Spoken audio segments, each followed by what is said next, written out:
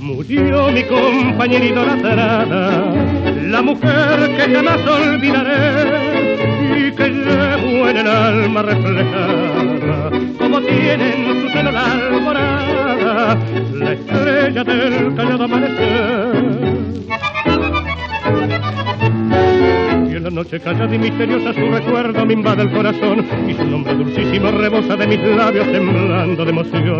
Ella fue la esperanza de mi vida, mi consuelo, mi dicha y mi sentir, la adorada mujer que no se olvida, que se lleva en el alma hasta morir.